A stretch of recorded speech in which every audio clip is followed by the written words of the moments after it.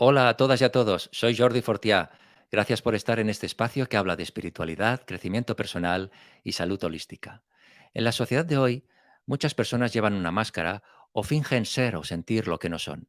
Este autoengaño los lleva a desconectar de su autenticidad y de su corazón. Precisamente, hoy vamos a hablar del arte de ser auténtico, descubriendo nuestro corazón esencial. Y para ello contamos con Carlos González, licenciado en física e investigador y divulgador de los nuevos paradigmas científicos, escritor y autor de las obras 23 Maestros de Corazón, Un salto cuántico en la enseñanza, también de Encuentros con tu propia sabiduría, ambas con la editorial Desclé, y también es autor de Jacobo y el viejo indomable, 12 encuentros para descubrir el arte de jugar la vida. Bienvenidos a la era del ser.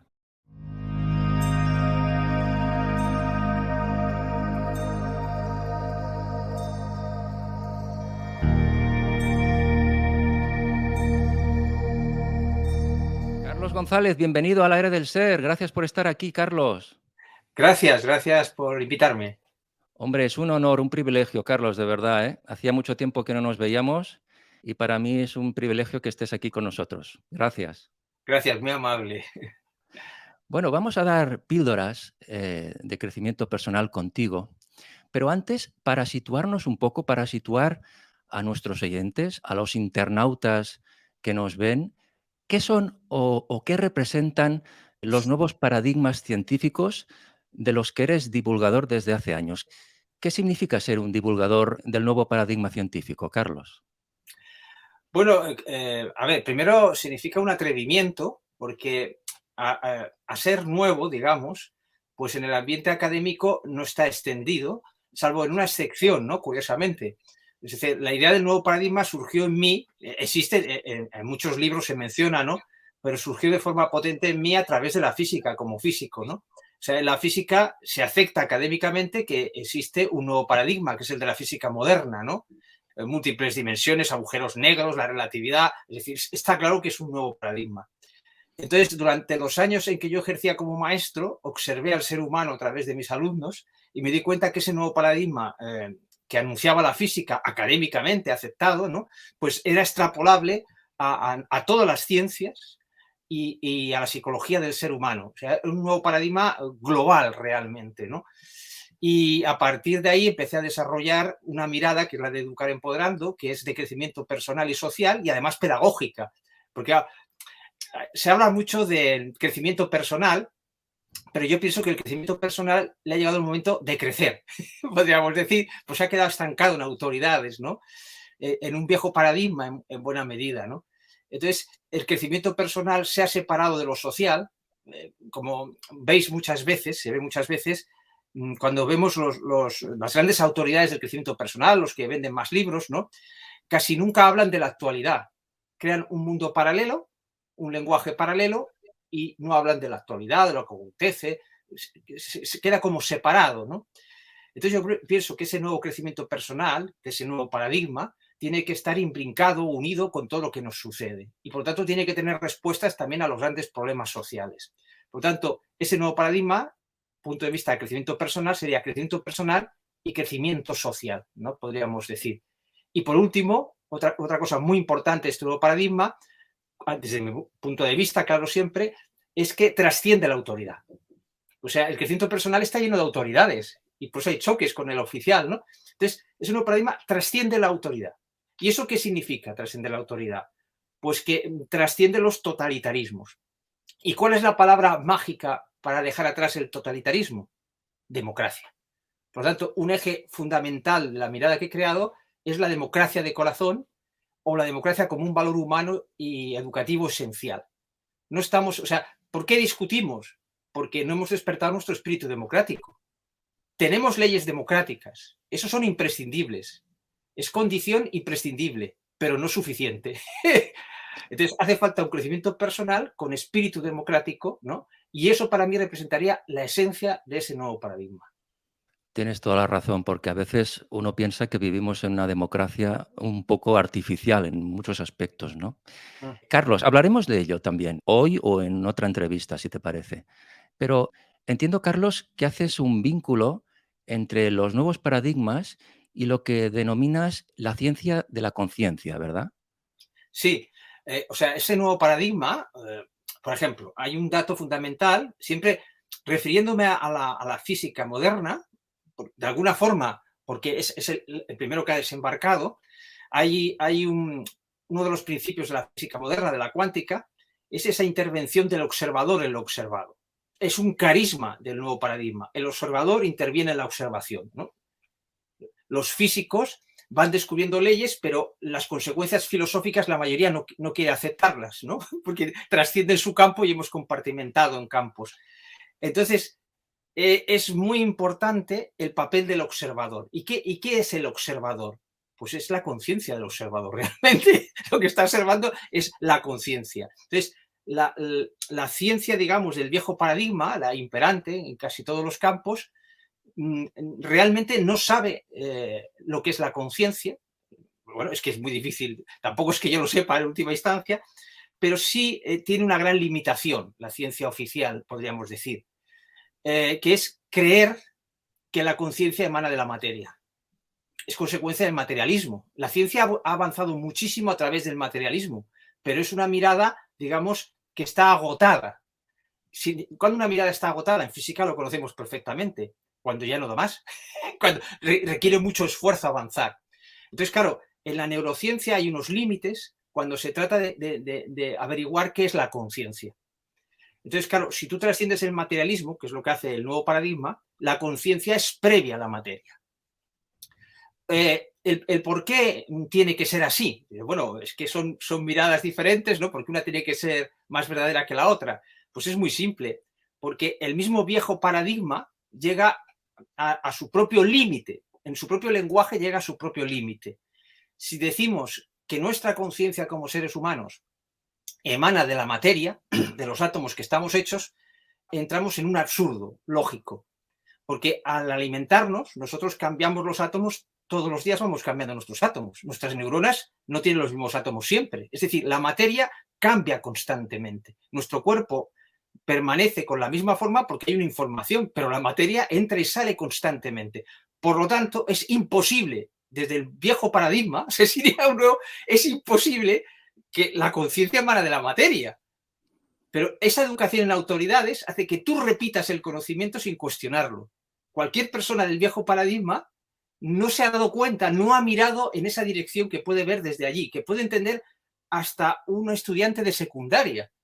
Si tú cambias los átomos, pues entonces mi conciencia se desparramaría por el mundo. Aquí está fallando algo, ¿no? Entonces, ese nuevo paradigma sale en auxilio y dice, no, la conciencia es previa a la materia. Entonces, aquí, como todo funciona en el viejo paradigma por clanes, hay clanes que están deseando que esto ocurra, que son los clanes espirituales y religiosos. Claro, dice, no, si ya lo decía yo, ¿no? Pero claro, es que ellos están también en autoridades, ¿no? Y entonces se quiere meter el nuevo paradigma en las creencias antiguas religiosas y espirituales. Y no, el nuevo paradigma las engloba, es justamente al revés, ¿no? Va mucho más lejos, porque esas creencias espirituales están en autoridades, son autoritarias. No conozco ninguna corriente espiritual que se denomine a sí misma democrática. Y no puede el ser humano tomar el poder en la espiritualidad si la espiritualidad no es democrática. La espiritualidad nos ha hecho crecer hasta aquí, pero igual que el viejo paradigma en ciencia, está agotando su mirada. Si me permites, voy a hacer un resumen de todo lo que has dicho, ¿no? A ver si es correcto lo que voy a decir. El materialismo, que hasta entonces había sido el espacio creador de todas nuestras ciencias experimentales, fue trascendido en un momento dado. Esto hizo que muchos de los físicos fundadores de la cuántica, como bien has comentado, Carlos, llegaran a tener crisis existenciales, ¿no? Se fue descubriendo que el observador, como decías, no se podía separar del observado, que había algo sutil que los conectaba. Se desveló entonces la existencia de un mundo más allá de nuestros sentidos físicos, el universo de la conciencia. Esta era la creadora de todo lo visible. La ciencia de la conciencia había nacido entonces, ¿no? Apuntas, Carlos, que los conocimientos que abarca la ciencia de la conciencia constituyen precisamente, como decíamos, los nuevos paradigmas. E indicas que esta nueva ciencia, que englobaría también todas las anteriores, trae consigo un gran regalo. Nos convierte a todos en científicos, por el simple hecho de que el laboratorio para investigar es nuestra propia conciencia, ¿no? O sea, qué grande es eso, Carlos, porque claro, imagínate tú si llegáramos a una sociedad donde todos fuéramos científicos, investigadores de nosotros mismos, ¿no? Llegaríamos a la era del ser, como el título del programa. Ujú. Bueno, es que esa, la esencia de esta mirada educar empoderando es que, a ver, ¿cómo sales de ese totalitarismo en el que hemos sido educados, ¿no?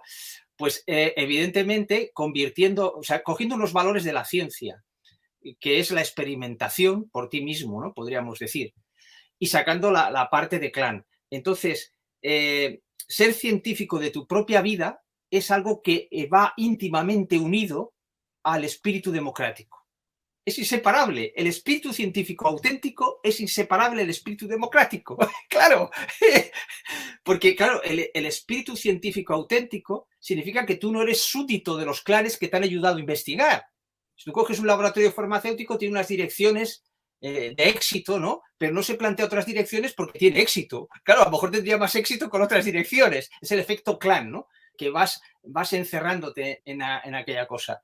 Por lo tanto, es fundamental para mí ver que está unido el espíritu científico y el espíritu democrático y el espíritu crítico, son inseparables, ¿no? Para liberar al ser humano. Entonces, en mi último libro, Jacobo y el viejo indomable, precisamente la base de enseñanza de ese libro es enseñar al lector o a quien lo sienta a convertirse en científico de tu propia vida.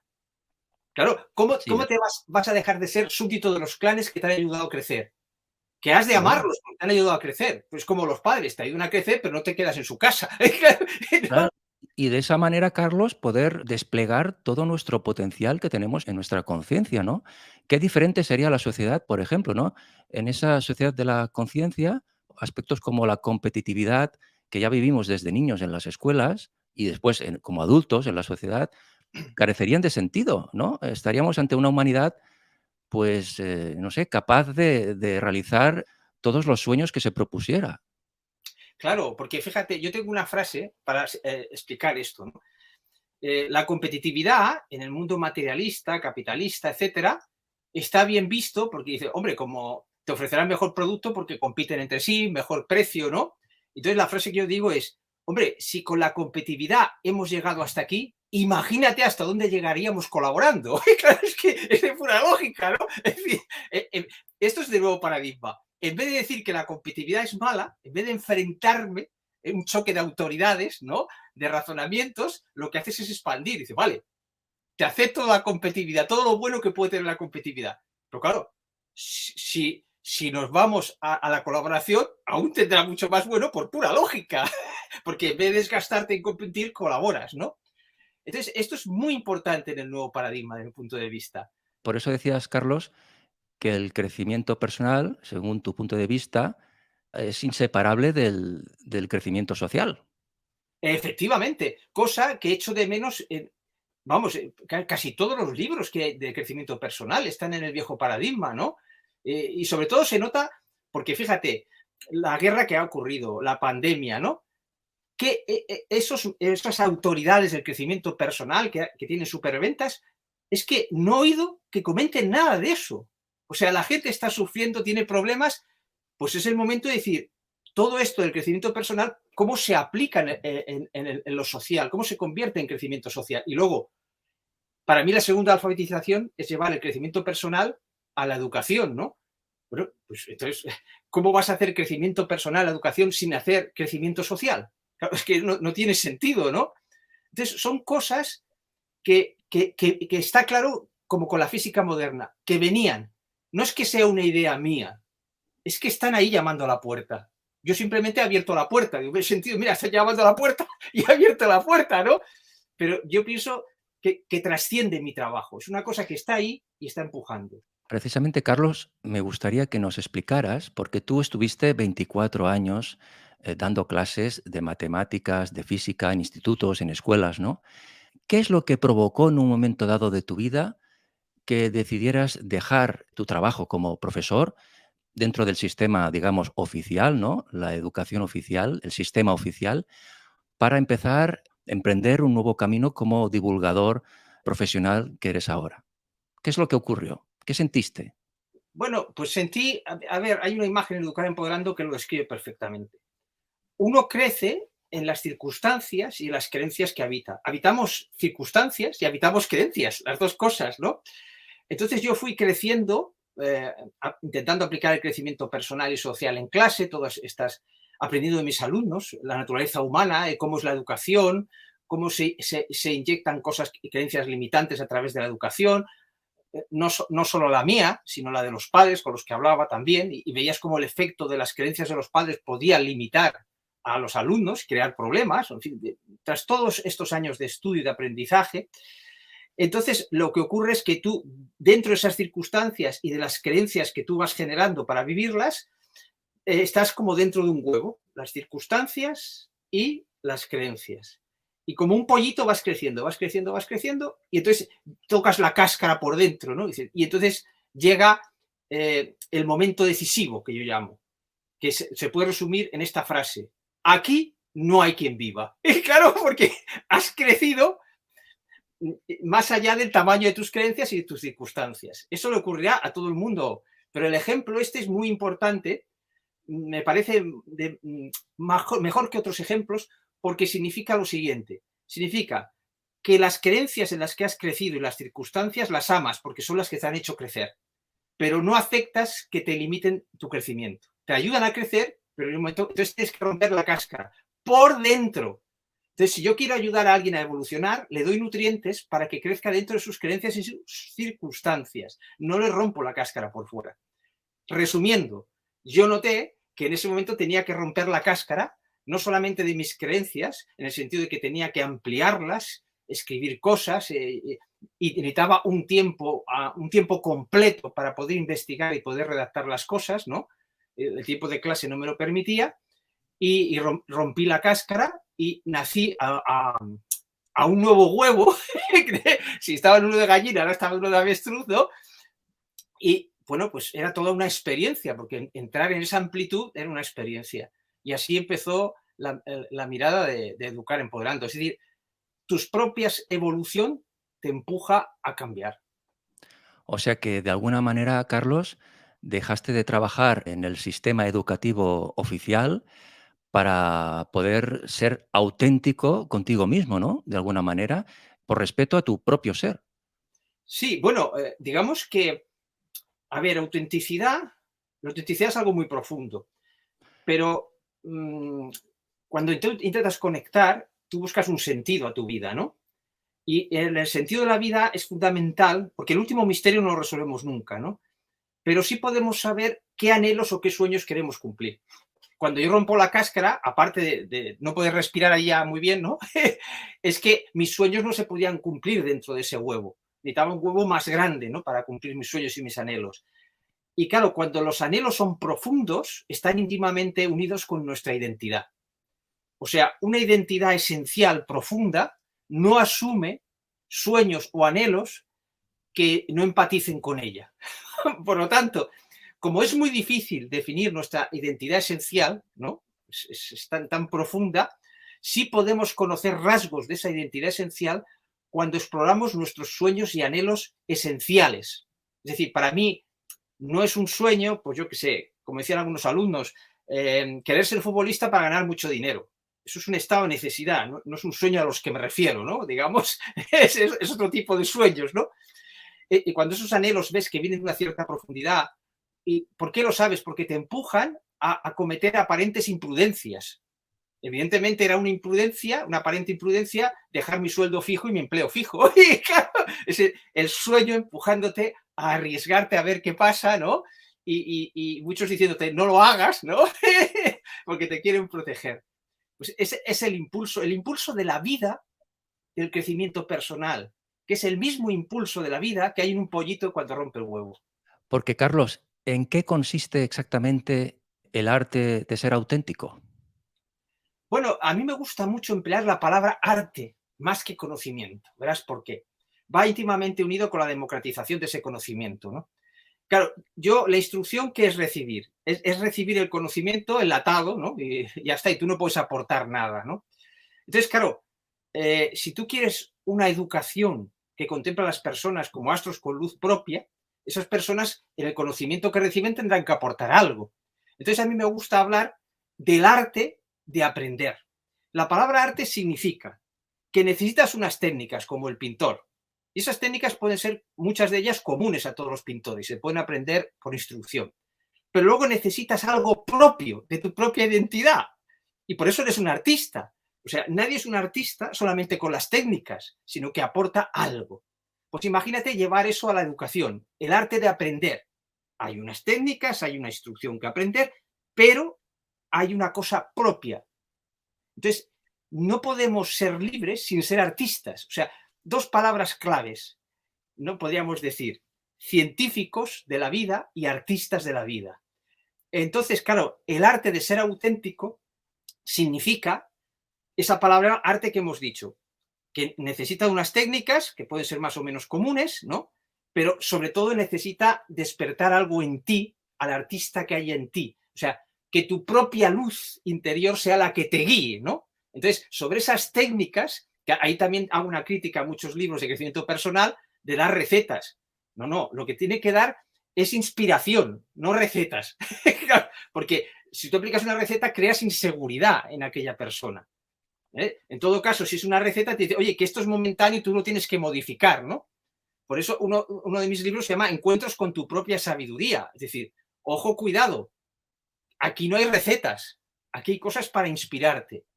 Si tú no crees en tu propia creatividad, difícilmente puedes generar el arte de ser auténtico, porque la creatividad también está unida a nuestra autenticidad. ¿Cómo saben que es un Velázquez o es un Goya, lo que sea? Porque cada artista tiene su luz de autenticidad en la creatividad, en lo que hace. Entonces, claro, imagínate una escuela en la que los alumnos pueden expresar su creatividad para que el maestro pueda reconocer, como reconoces un Goya o un Velázquez, que cada alumno tiene su propia autenticidad. O sea que el ser auténtico, de alguna manera, Carlos, es reconocerse a uno mismo como un ser único y confiar en uno mismo, confiar en la sabiduría que cada uno tenemos en nuestro interior, en nuestros propios dones. Claro, pero ahí entraría la receta, ¿ves? Hay cantidad de libros, dice, tienes que confiar en ti mismo, tienes que amarte a ti mismo. Claro, ¿cómo tienes que? Eso es la vieja educación. ¿Cómo que tengo que? Es una educación basada en el sentido del deber, ¿no? Tienes más deberes que hacer. Entonces, es como un absurdo decir, tienes que amarte a ti mismo. ¿Cómo que tienes? Pero si no sé. Claro, es que es absurdo, ¿no? Entonces, a mí la pista me lo dio la belleza, que es también lo que mueve al artista. Entonces, es muy simple. Tú no puedes imponerte el amarte a ti mismo o amar a otra persona. Pero no te supone ningún esfuerzo amar, es automático amar cuando tú estás presente, cuando tú tienes ante ti una belleza. Cuando tú tienes una belleza, la amas sin esfuerzo. Ese es el auténtico amor, ¿no? Por lo tanto, lo que hay que buscar no es directamente el amarte a ti mismo, sino lo que hay que buscar es tu belleza interior, dar pistas, dar inspiración para que cada uno encuentre su propia belleza interior. Entonces, cuando tú sientes tu propia belleza interior, ya te amas sin condiciones, porque lo bello merece ser amado. Por lo tanto, muy importante este paso también en el nuevo paradigma, ¿no? El amor no se impone, el amor es consecuencia de sentir la belleza. Y de todo ello hablas en tu libro, como decías, Encuentros con tu propia sabiduría, de la editorial Desclés de Brouwer. Claro, entiendo yo, como decías antes, ¿no? Lo que estamos hablando. Por eso es tan importante realizar nuestros sueños, ¿no? Va vinculado con nuestra propia belleza interior.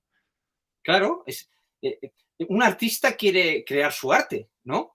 Pues el arte de todo ser humano está reflejado en sus sueños y sus anhelos. Claro, pensemos eso, es decir, tenemos una idea de artista limitada, ¿no? Artista el que pinta, el músico, el no sé qué, ¿no? Artista el que cumple sus sueños, sean cuales sean sus sueños. Porque si es su sueño, no puede hacerlo con recetas, tiene que serlo a través de su propia arte, de su propia luz, ¿no? Podríamos decir. Muy importante esto. Por lo tanto, hay como unas palabras clave en todo el discurso que estoy dando, como puedes ver, ¿no? Que, para que no nos perdamos, que sería pues espíritu científico, espíritu crítico, espíritu democrático, belleza. Son como unas palabras claves a mi modo de ver de ese nuevo paradigma. Precisamente, Carlos, divulgar estas posibilidades, ahora que hablamos de sueños, ¿no? Que proporciona pues, el nuevo paradigma, ¿no? Esta sociedad de la conciencia de la que hablamos, pues entiendo yo que constituye una parte fundamental de tus propios sueños, ¿no? Y fue lo que te impulsó a escribir tu obra 23 maestros de corazón, un salto cuántico en la enseñanza, de la editorial Desclée. Basada en esta obra surgió esa fantástica película documental Entre Maestros, en la que como profesor muestras a unos alumnos cómo llevar a la práctica la formación de crecimiento personal y social que lleva por nombre Educar Empoderando, ¿no? Carlos, eres el creador de Educar Empoderando, una formación de crecimiento personal, como decimos, y social, que trata de trascender nuestra educación en autoridades para así poder liberar nuestra creatividad de influjo de los clanes en los que hemos sido educados, ¿no? Conseguir la autoestima en nuestro ego y sentir nuestra propia identidad como seres únicos, entre otros objetivos, ¿verdad? Sí, efectivamente. O sea, porque claro, aquí hay un problema que a veces nos perdemos en el lenguaje, ¿no? Es lo que decía, parece que llegas a alguna parte, pero el lenguaje tiene trampa, porque hay que tener en cuenta una cosa, para mí muy importante, de educar empoderando, lo que llamamos las octavas de las palabras, ¿no? De educar empoderando. Yo me di cuenta que muchos dramas y conflictos que están dos personas discutiendo es que hay una palabra clave que tienen un significado diferente para las dos. No se dan cuenta. Eso sí, en educación dices, oye, ¿cuál es la palabra clave de esta discusión? A ver qué entiende cada uno por esta palabra clave. Entonces, la evolución, el crecimiento personal y social se mide por el significado de las palabras. Un ejemplo clarísimo que siempre pongo porque es contundente, ¿no? A mi modo de ver. La palabra mujer no significa lo mismo la palabra mujer en la Edad Media que ahora. Y ahora mismo no significa lo mismo la palabra mujer aquí y ahora que con los talibanes. El sonido es el mismo, que sea en cada idioma, ¿no? Pero el significado es diferente. Por lo tanto, nos comunicamos a través de las palabras. Por lo tanto, el significado que damos a las palabras mide nuestro crecimiento personal y social. Por lo tanto, es importantísimo darse cuenta de este detalle. Y muchas veces, cuando estamos hablando con personas y no nos entienden, es porque tienen una idea de una determinada palabra con una menor amplitud que a lo mejor la que tú estás haciendo. Claro, porque si eres tú el que tiene menor amplitud no te das cuenta. No se trata de crear jerarquías ni que uno es más listo que el otro, ¿no? Es que la amplitud de la palabra, claro, si tú entiendes por mujer una cosa reducida como lo entiende un talibán, pues no puede entender de esa caja de pensamiento, de esa idea de mujer, no puede entender la idea de mujer que tenemos en los países occidentales. Es imposible. Eres tú que tienes que hacer el esfuerzo para entender al talibán. Entonces, las octavas de las palabras es muy importante para democratizar, para convertir en realidad ese espíritu democrático. Ver como las teclas de un piano, una palabra las ves como las teclas de un piano. ¿Por qué le llamo octavas? Porque cada 7 notas se vuelve a reproducir la misma nota con una frecuencia más aguda, ¿no? Entonces, la palabra mujer para un talibán sería una frecuencia grave, mujer. Entonces vas subiendo, la siguiente octava es más fina. ¿Y qué significa subir de octavas? Tener una amplitud más grande de aquella palabra. Y eso solo se consigue con el crecimiento personal y social. Muy importante, no se puede llevar una constitución democrática a un país que no está preparado. Hemos visto los grandes fracasos. Entonces, hay que pasar de un dictador duro a un dictador blando. Yo creo en la evolución, no en la revolución. El nuevo paradigma no cree en la revolución, porque la revolución es dar la vuelta y al final terminan mandando otros pero haciendo lo mismo, ¿no? Entonces, ¿qué pasa? La evolución significa que nadie sobra. Es un acto de amor. Nadie sobra. Esa persona tiene que evolucionar. Esa persona machista, tú tienes que protegerte de ella legalmente, esto no va en contra de nada de esto, ¿no? Es un paso más allá, pero tienes que tener en cuenta que tienes que darle nutrientes para evolucionar. Acusándole de machista, por ejemplo, no te va a entender, porque está en otra caja, en ese tema está una octava inferior a la tuya. Por lo tanto, tienes que entrar en su huevo, otra vez la imagen del huevo, y darle nutrientes para que crezca como machista. En vez de criticarle por ser machista, Es un acto de amor, de evolución, del nuevo paradigma. No consigues nada con decirle que es un machista. No. Mira Claro, cómo piensa y tarde o temprano, tú sabes cuando consumes el huevo, cuando ves que tus creencias entran en contradicción. Entonces, al querer ser machista en un momento dado, dice, es que esto no tiene sentido. Y él mismo se da cuenta él y mismo se rompe. va a dar cuenta, claro. Claro, esto es importante que sea entendido, ¿eh? Porque hay personas que piensan que es que estoy protegiendo a los machistas. No, estoy protegiendo al ser humano en su evolución, ¿no? Eso, las medidas punitivas y de defensas, eso por supuesto. Pero si Claro. queremos que el mundo cambie, tiene que ser por evolución, no por revolución. Todos tenemos nuestra belleza interior y tenemos que conectar con esa belleza, ¿no? Permíteme, porque el término empoderamiento humano abarca una extensa gama de significados, ¿no? Las interpretaciones de este concepto, así como sus definiciones, provienen de distintas disciplinas que van desde la psicología y la filosofía hasta las ciencias de la motivación y automotivación. Asimismo, a nivel general, el empoderamiento se refiere al proceso por el cual se aumenta la fortaleza espiritual, educativa, política, social o económica de los individuos y las comunidades, con el fin de impulsar cambios positivos en las situaciones en las que viven. En este sentido, el empoderamiento generalmente implica en el beneficiario el desarrollo de una confianza en sus propias capacidades y acciones. Precisamente, Carlos, tú nos explicas desde el punto de vista del nuevo paradigma el sentido y la importancia que tiene en la sociedad actual el empoderamiento o reeducación del ego para lograr un despertar individual, ¿no? Apuntas que es necesario redefinir el ego, Carlos. Claro, a ver, quiero decir algo. La palabra empoderamiento, antes de definir el ego, ¿no? También tiene sus octavas. Entonces, cada uno entenderá por empoderamiento cosas, aunque nos oigan hablar, cada uno, desde su octava de la palabra, entenderá por empoderamiento cosas diferentes. De hecho, creo que la palabra empoderamiento nació en el mundo empresarial. Creo recordar el mundo anglosajón empresarial, ¿no? Por lo tanto, tiene sus octavas también.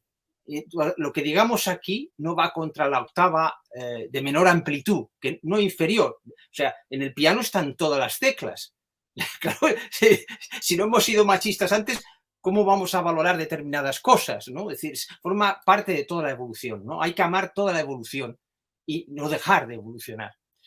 Bien, el concepto de ego, sí. Ahí es donde yo pienso que el crecimiento personal, digamos, clásico, el imperante todavía, para mí, de viejo paradigma, o sea, crecimiento personal no tiene por qué ser del nuevo paradigma, casi todo está actualmente en el viejo paradigma, ve en el ego algo con lo que tropezar, casi un impedimento. Y en el mejor de los casos, como algo a tolerar. Bueno, pues igual que tenemos un cuerpo físico, tenemos un ego, hay que tolerarlo. Pero a ver, ¿cómo vas a evolucionar sin amar tus partes? Voy a repetirlo porque es fundamental. ¿Cómo vas a evolucionar sin amar tus partes? Ese crecimiento personal está en revolución, no está en evolución. Entonces, el ego significa en latín yo. Yo, es el yo del ser humano. Somos un ser espiritual que tiene una parte como ser humano. Y su centro, su alma de ser humano pequeñito, es el ego. Entonces, ese alma de ser humano, ese ego, ¿cómo va a estar en contradicción con el alma de mayor perspectiva? ¿Lo es? O sea, a ver, un padre va a arremeter contra su hijo pequeño porque tiene menor perspectiva. ¿No es más cierto que ese padre ayudará a su hijo pequeño y no solo eso, sino que va a aprender de su hijo pequeño cuando lo educa? Por lo tanto, cuando hablamos de crecimiento personal hay un error de base muy grande. No es nuestra alma grande la que tiene que ejercer el crecimiento personal, es nuestro ego. ¿Y cómo va a crecer nuestro ego si no lo amamos, si desconfiamos de él? Entonces, ¿por qué esto no se ve? Por la educación en autoridades. O sea, igual que hemos aprendido en el colegio, leemos libros y como casi toda la espiritualidad habla mal del ego, toda la espiritualidad oriental o lo que sea, habla mal del ego, todo el crecimiento personal en autoridades habla mal del ego, pues claro, tú no eres nadie si no hablas mal del ego o desconfías de él. No, hay que ser valientes. O sea que Coherentes. apuntas, Carlos, que es necesario redefinir el ego para eliminar toda la negatividad que hemos depositado en su definición, como bien dices, ¿no? Y elevarlo al lugar que consideras que le corresponde, una parte de nuestra conciencia tan espiritual como cualquier otra, ¿no? Sin esta redefinición del ego que tú propones, no podemos alcanzar algo esencial para nuestra evolución hacia el humano empoderado, que es amarnos a nosotros mismos sin condiciones. Claro, es lo que tú decías, ¿cómo vamos a amarnos sin condiciones si no amamos una parte de nuestra conciencia, de nuestro ser, que es el ego? Tenemos que amarlo todo, todas las partes. Efectivamente, pero fíjate, en ese tenemos que la obligación aparece en nuestra educación, ¿no? Entonces, no se trata de que tenemos que hablar el ego, tenemos que amar al ego, porque sea una imposición, un autoengaño. No, tenemos que redefinir el ego, subir las octavas de la palabra ego para poder descubrir su belleza. En el momento que descubramos la belleza del ego, redefiniéndolo, lo amaremos sin ningún problema. Entonces, pensemos por un lado, vamos a poner nombres para aclararnos. Pensemos que tenemos un ego espiritual, un alma grande, ¿no? Más allá de nuestra experiencia aquí en estos momentos. Vamos a llamarlo el alma grande, ¿no? Podríamos decir, y el ego sería el alma pequeña. Bien, entonces, el alma grande, ¿por qué tiene un hijo pequeño? ¿Para qué se encarna en la vida? No tiene sentido que el ego vaya a una escuela donde le instruyen y ya está. Pero si el alma grande ya conoce todo aquello, el alma grande no puede crecer si solamente instruye al ego, ¿no? Entonces, el proceso es justamente al revés. El alma grande crea el alma chiquitita, crea el ego, y crea un viejo paradigma, crea los dramas, etcétera, para poder conocerse mejor a sí misma, poder conocer sus potenciales, poder aprender, poder crecer. Es decir, nuestra alma grande crece gracias a nuestra alma chiquita, el ego, de la misma forma que el padre crece gracias al hijo. Claro, a través de las experiencias que tiene con el hijo, crece. Por lo tanto, nuestro ego humano es nada menos que por donde crece, a través de sus experiencias, crece nuestra parte espiritual más profunda.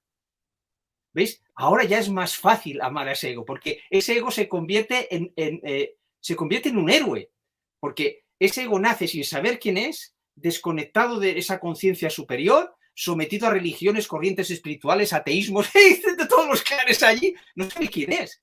Pues hay que ser muy valiente, un ego tiene que ser muy valiente para aceptar vivir sin saber quién es y sometido a clanes de todo tipo.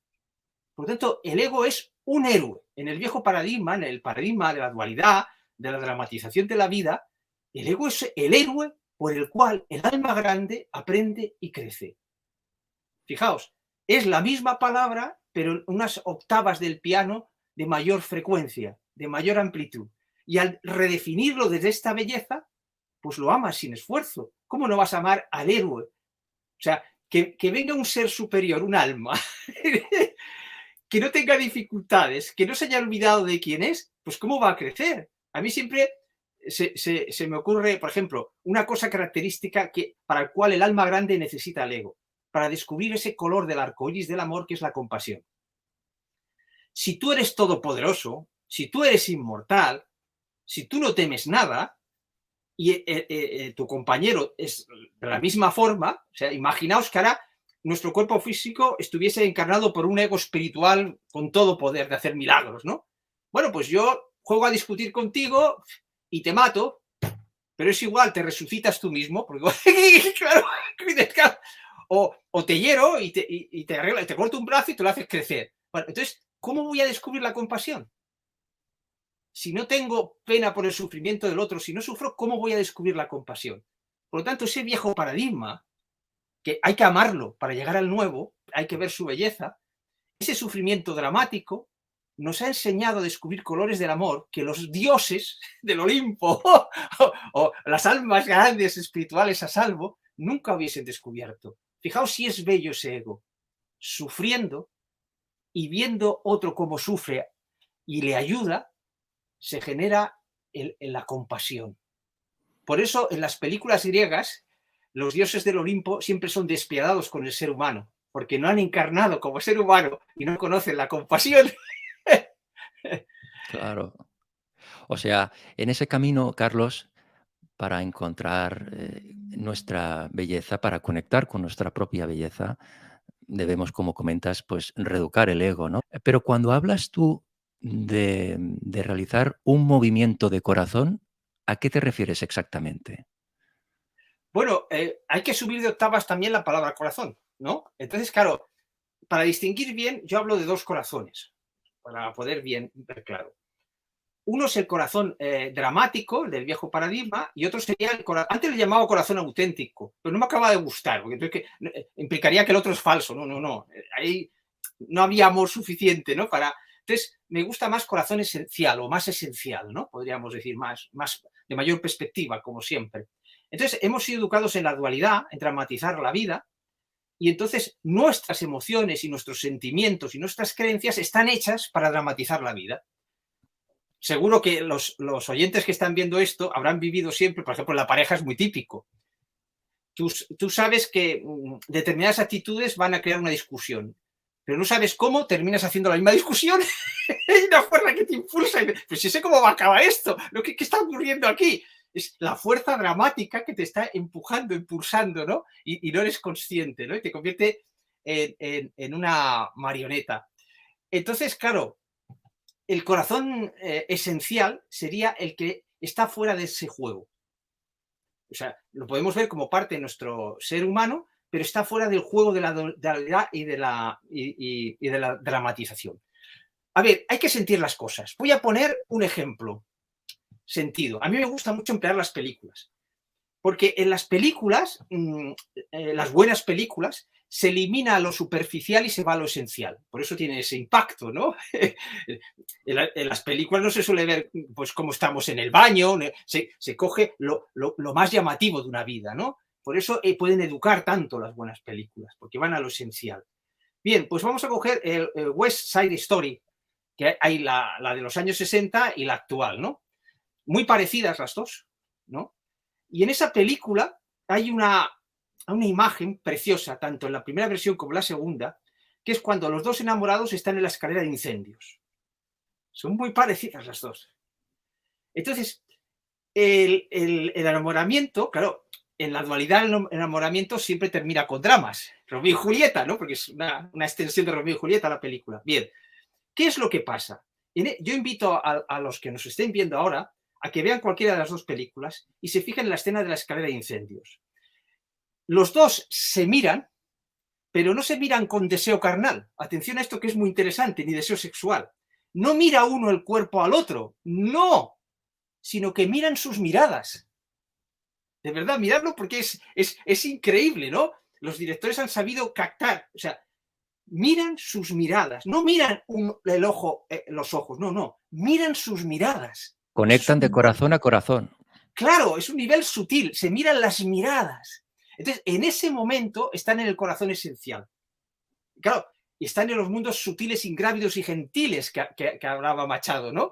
Son esos. Y que, claro, es maravillosa la escena porque representan en una escalera, es que están en alto, en una salida de emergencia de los dramas. Es que es genial la estrena. Claro, la salida de emergencia de los dramas. Pero luego tienes que volver a entrar en casa. Y entonces, ¿qué es lo que ocurre? Que quien domina es el corazón dramático.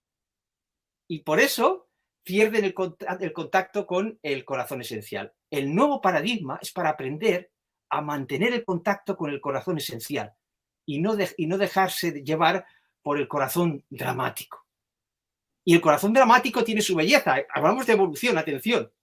Esos dramas han generado belleza, han generado compasiones, han generado impotencia que a su vez han generado valor. O sea, ¿cómo vas a conocer tu valor si te sientes impotente?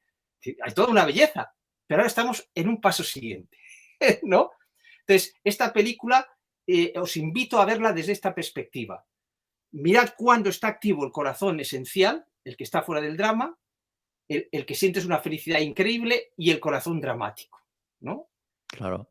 Y hablando de películas, Carlos, cuando te conocí hace ya muchos años, siempre vi un paralelismo con aquella fantástica película que a mí me marcó la adolescencia, ¿no? El Club de los Poetas Muertos, que seguro que recordarás. El profesor Keating, que interpretaba Robin Williams, pues yo te veía a ti en esa manera, otra manera de educar, ¿no? Lo que propones tú, ¿no? El nuevo paradigma. Y te veía encima de una mesa explicando a los alumnos, ¿no? Desde otra perspectiva, una nueva mirada. Ese personaje de cine, cuando yo te veo, te escucho, siempre veo un paralelismo entre ese personaje y contigo, ¿no? Bueno, cierro el paréntesis, ¿no? Profesor Keating, Carlos González. Yo creo que Bueno, esa película también te gustó en su momento, ¿no? Estamos hablando de una película de a finales de los años 80. Marcó una representa, generación. claro, pero representa el contraste del antiguo paradigma.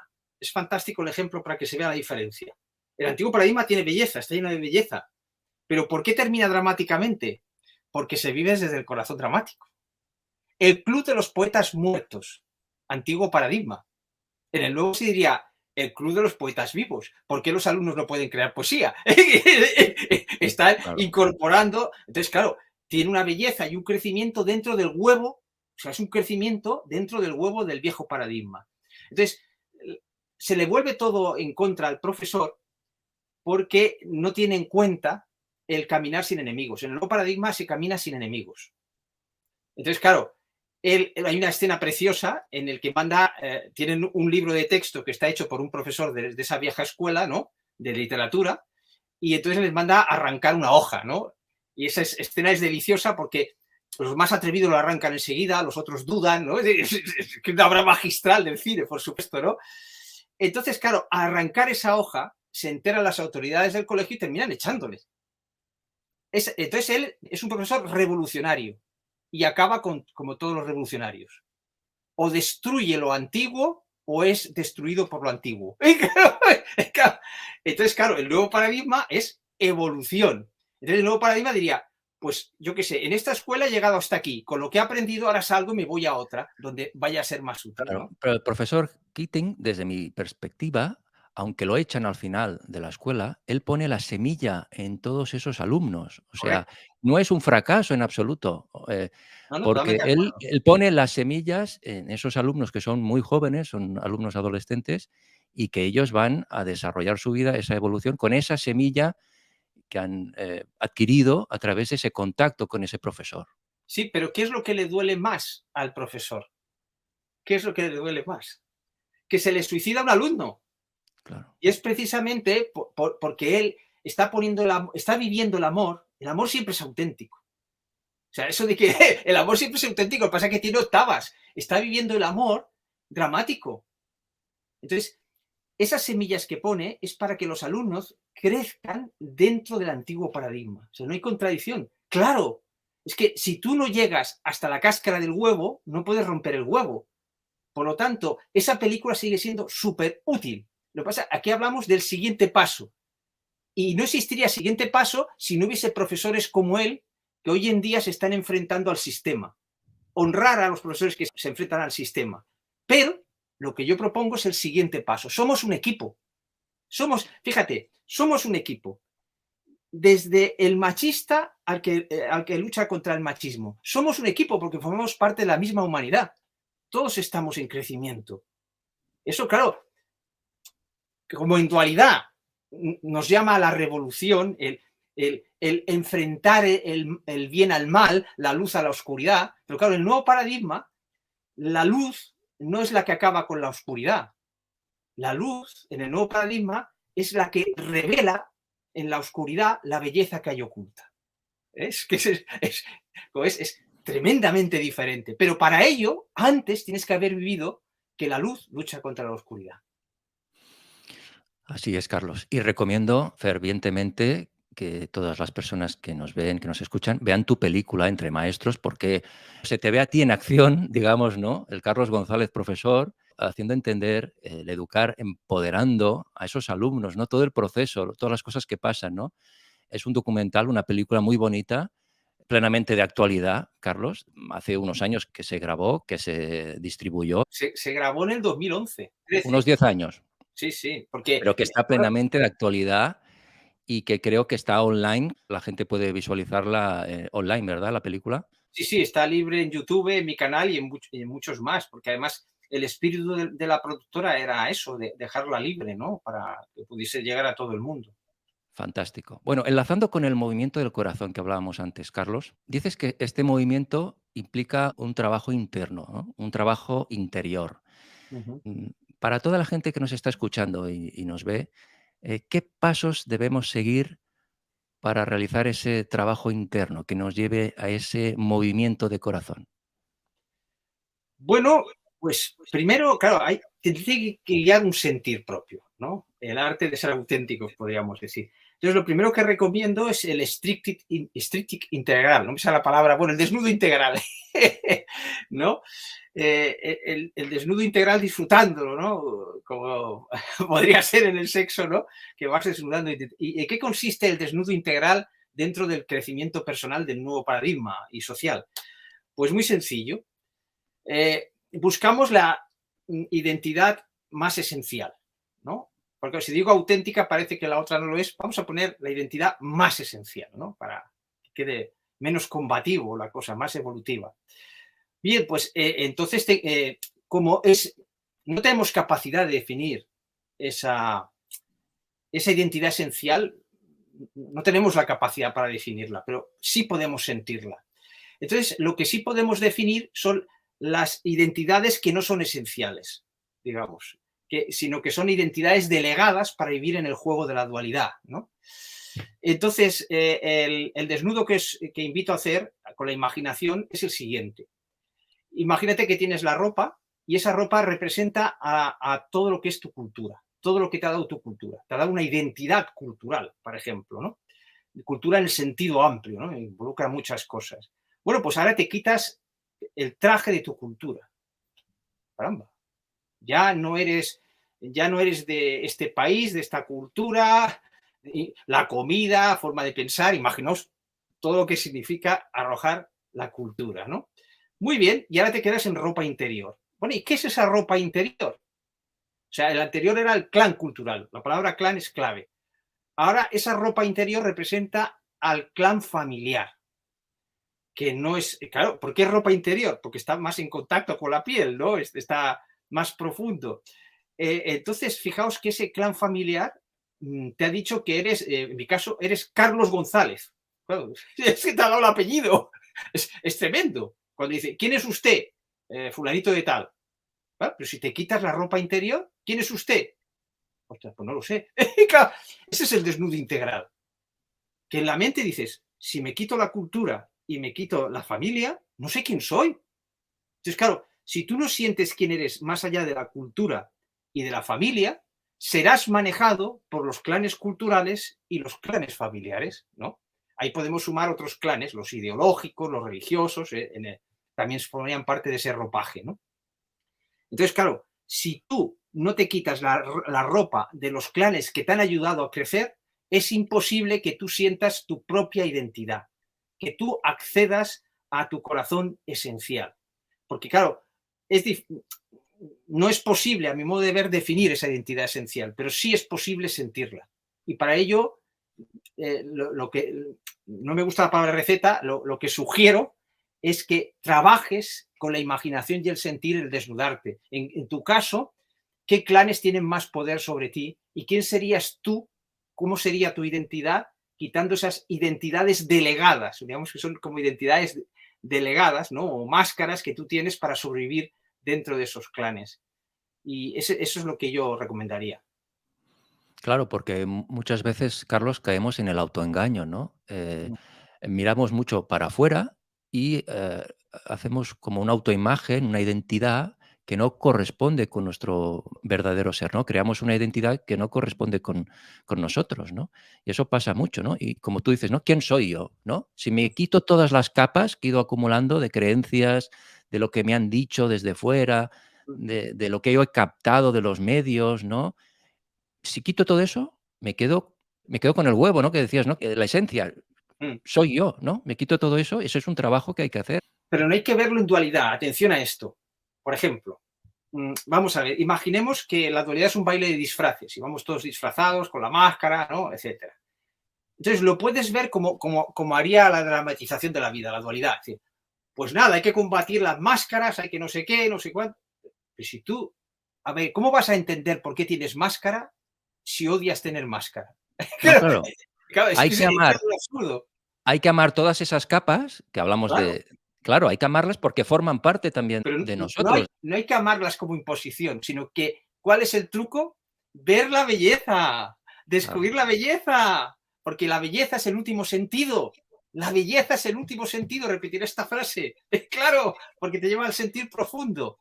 Entonces, te pondré un ejemplo.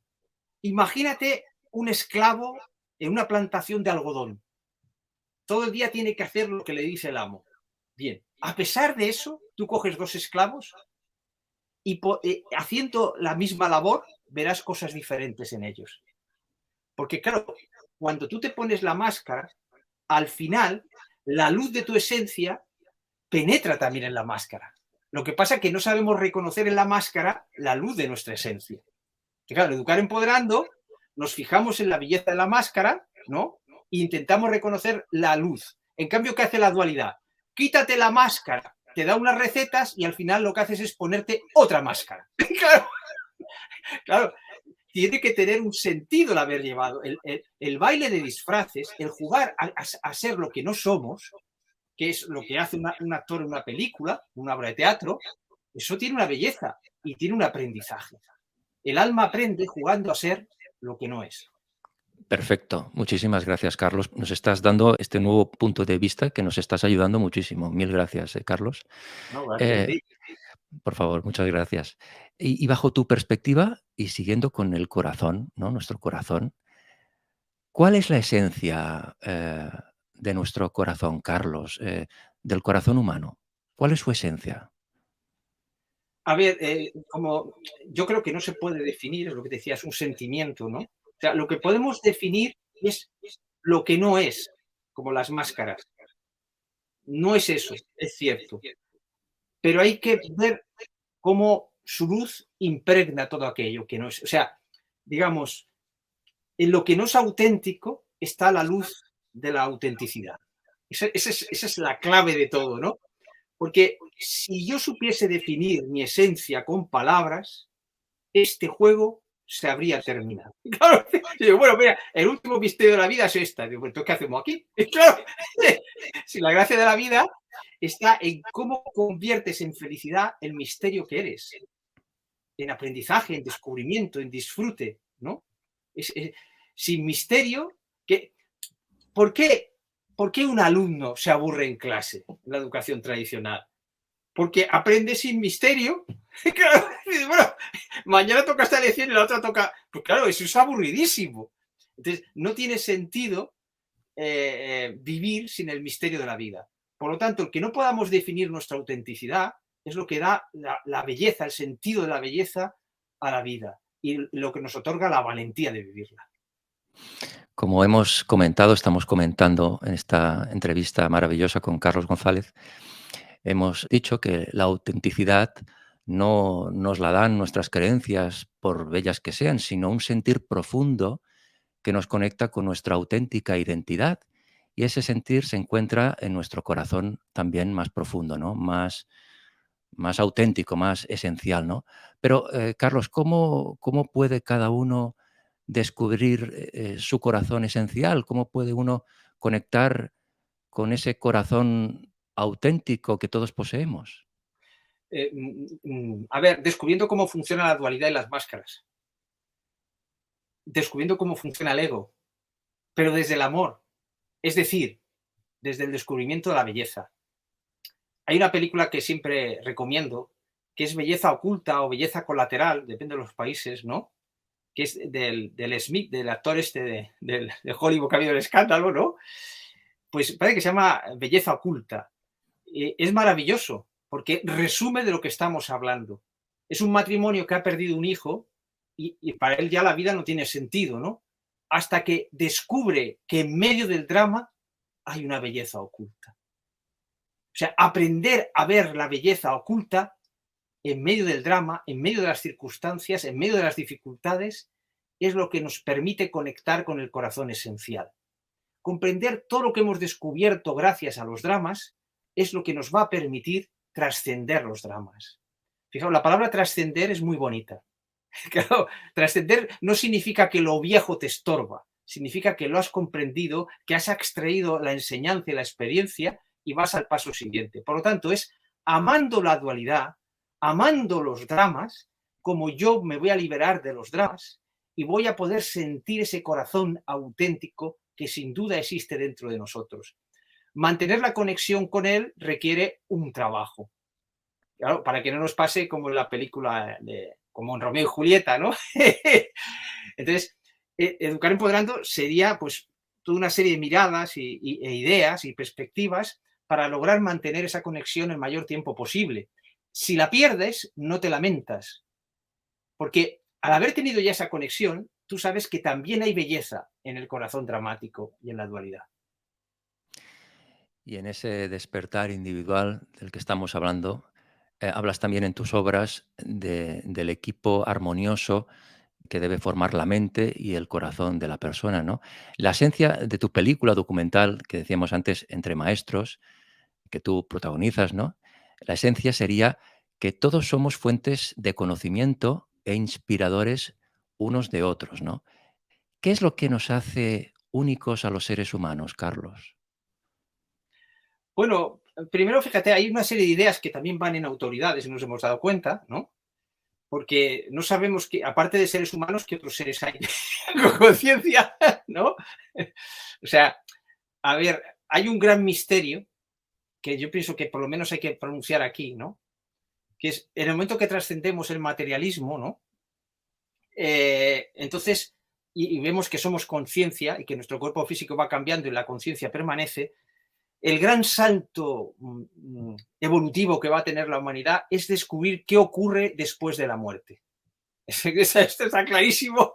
¿Qué ocurre? Liberarnos de corrientes religiosas, espirituales y desde la ciencia de la conciencia. Entonces, claro, seguro que vamos a descubrir que hay múltiples dimensiones en las que nuestro ser vive, ¿no? Seguro. Ya hay libros de personas que se han muerto un rato y han vuelto y su ego continuaba en esas dimensiones extracorpóreas, ¿no?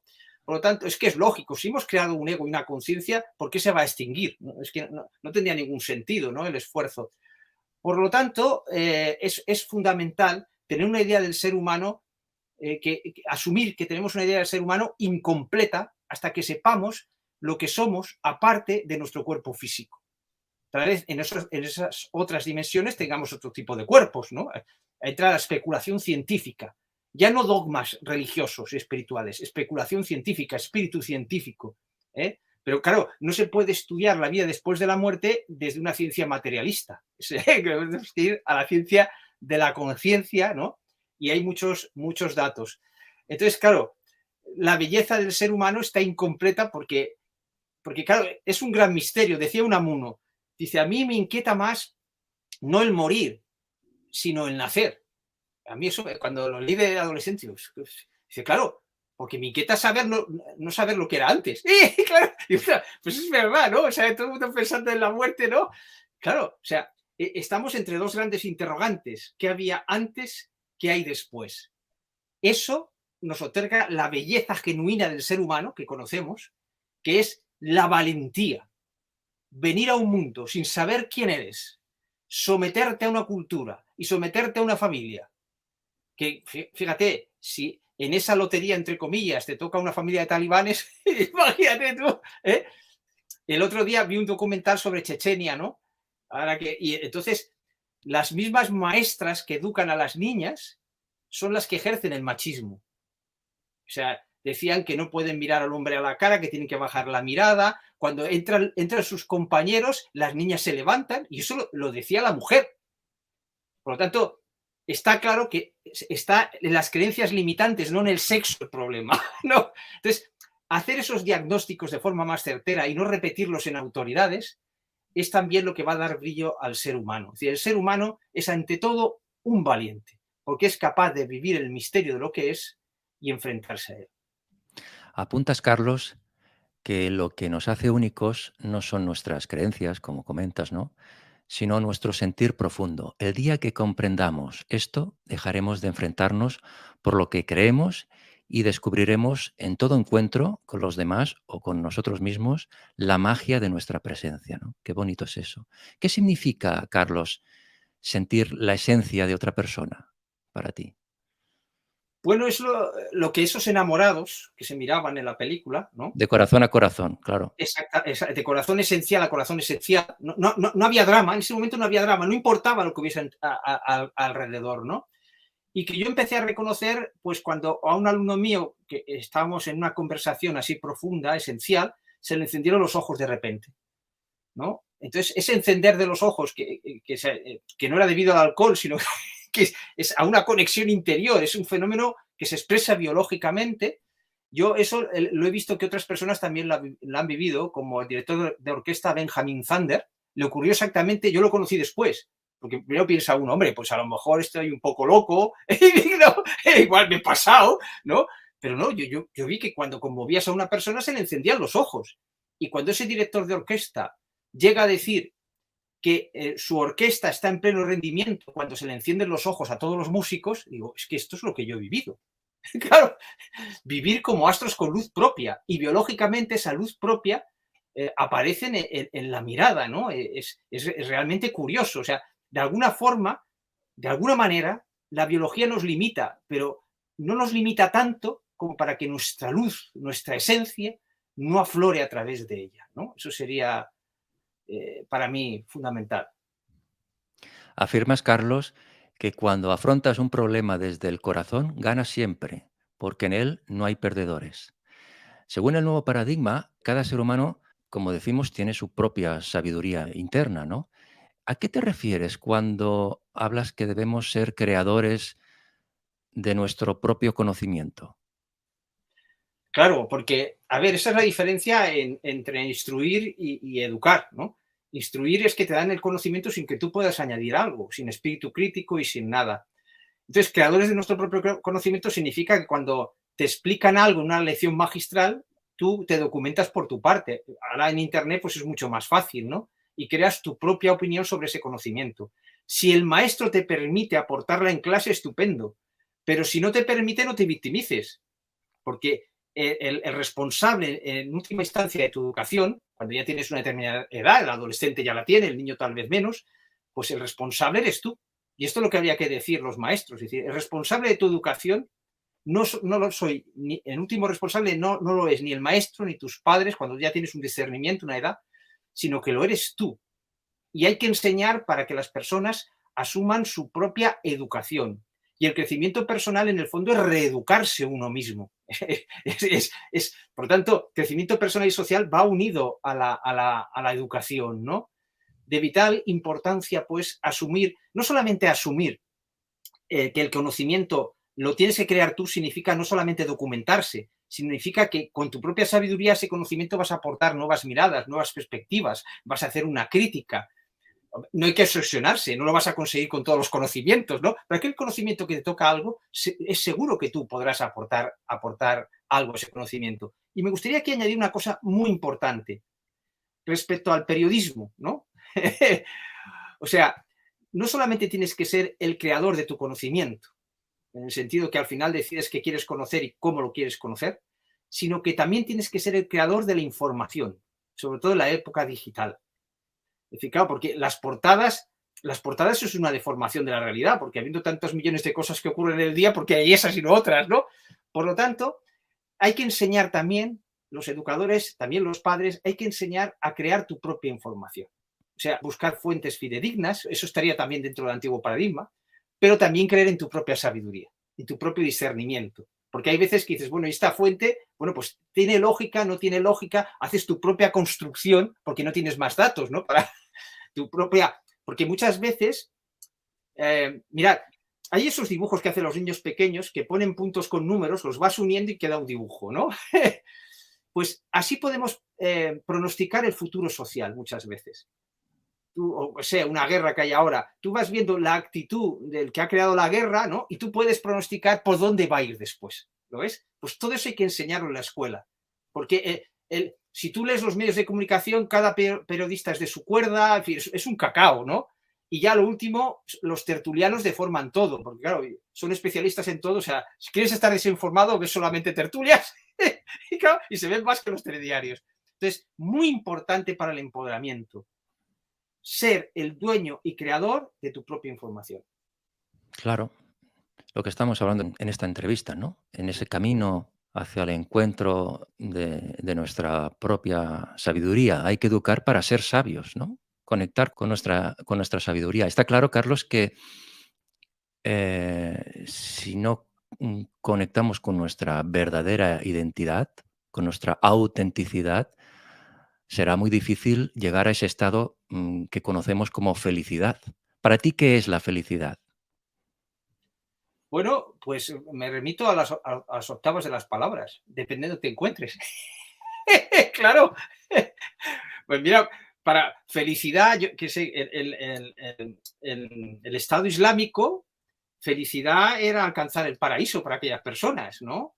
Hay una anécdota muy curiosa, que cuando los soldados americanos en Irak encontraban muertos del Estado Islámico, en algunos encontraron lencería de París, lencería cara que llevaban dentro del uniforme. Y bueno, ¿por qué se han comprado esta lencería femenina, ¿no? Dentro del uniforme? Y por fin se averiguó con los prisioneros por qué. Porque sus creencias les decían que iban a ir al paraíso porque estaba en una guerra santa y que tendrían no sé cuántas mujeres, ¿no? Y querían llevar la lencería. Su idea de felicidad estaba limitada a su cajita, donde podían pensar, ¿no? Por lo tanto, definir la felicidad es tan imprudente como definir cualquier palabra esencial. Va evolucionando, ¿no? Desde educar empoderando, desde la octava de educar empoderando, y hay octavas superiores, obviamente, ¿no? Porque estamos en evolución, pues la felicidad está íntimamente unida con dejar de ser súbditos de los clanes y con buscar tu autenticidad. Sí, claro, desde educar empoderando, mi felicidad no la tiene que decir un clan religioso, como en el caso del Estado Islámico, ¿no? O un clan ideológico, también quien la felicidad la busca en su ideología, en que gane su ideología, ¿no? ¿no? Hombre, no. Entonces, claro, esa es una falsa felicidad, no. Esa es una felicidad de determinada frecuencia. Es importante que las palabras no choquen. Por lo tanto, la felicidad tiene determinadas frecuencias, determinados colores, como lo queréis ver la metáfora, ¿no? Y cada uno, al ir creciendo personal y socialmente, va aumentando su perspectiva de la felicidad. Sería horroroso ser completamente feliz, porque entonces no buscarías octavas superiores de la felicidad. Claro, imagínate que vas al paraíso y bueno, es lo que decía del misterio de la vida, estás en el paraíso, entonces, ¿qué sentido tiene vivir? Por lo tanto, progresas en felicidad, pero siempre tiene que haber una parte de insatisfacción, como existe en el científico. Si no hay insatisfacción, no descubre nuevas leyes, es que está clarísimo. Por lo tanto, la auténtica felicidad desde este octanaje tiene que involucrar que exista también una parte de infelicidad, porque es la que te permite el crecimiento.